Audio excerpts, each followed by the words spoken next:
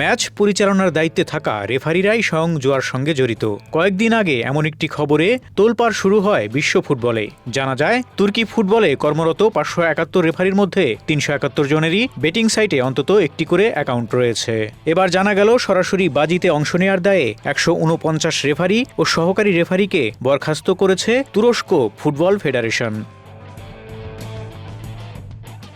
শুক্রবার টিএফএফ জানায়, পেশাদার লিগের ১৪৯ ম্যাচ অফিসিয়ালকে ৮ থেকে ১২ মাস পর্যন্ত নিষেধাজ্ঞা দেওয়ার সিদ্ধান্ত নেওয়া হয়েছে।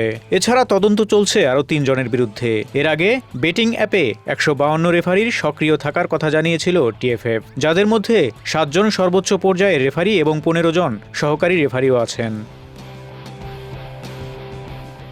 এক বিবৃতিতে তুর্কি ফুটবল ফেডারেশনের সভাপতি ইব্রাহিম হাজি ওসমানোগলু জানান, তুর্কি সকারের খ্যাতি মূলত এর শুদ্ধিতা বজায়ের প্রচেষ্টা এবং ন্যায়বিচার প্রতিষ্ঠার মাধ্যমে সততা অটুট রাখার উপর নির্মিত।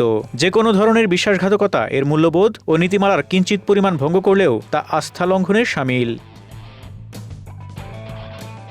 তিনি আরও বলেন, সাম্প্রতিক অনুসন্ধানে জানা গেছে, কিছু রেফারি যেভাবে বেটিংয়ের কার্যক্রমে জড়িয়ে পড়েছেন তা ফুটবল স্পিরিটের বিরোধী এবং সম্পূর্ণভাবে বেমানান। তাই এটি শুধুমাত্র সাধারণ কোনো নীতিমালা লঙ্ঘন নয়, যা বিবেকবোধকে আহত এবং ন্যায়বিচারকে কলুষিত করেছে।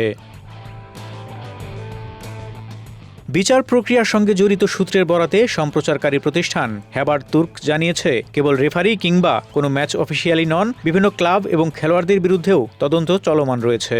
জানা গেছে, অনুসন্ধানের তালিকায় রয়েছেন ৩৭০০ ফুটবলার। এর আগে এক সংবাদ সম্মেলনে তুরস্ক ফুটবল ফেডারেশন জানিয়েছিল, অভিযুক্তদের মধ্যে ১০ জন রেফারি ১০,০০০-এরও বেশি ম্যাচে বাজি ধরেছেন। তাদের মধ্যে কেবল একজন ৫ বছরে বাজি ধরেছেন ১৮,২২৭ ম্যাচে। বেটিং অ্যাকাউন্ট আছে এমন রেফারির মধ্যে ৭ জন সর্বোচ্চ লেভেলের, ১৫ জন সহকারী, ৩৬ জন ক্লাসিফাইড রেফারি এবং ৯৪ জন ক্লাসিফাইড সহকারী রেফারি আছেন। ফারুক শিমুল, ঢাকা এক্সপ্রেস।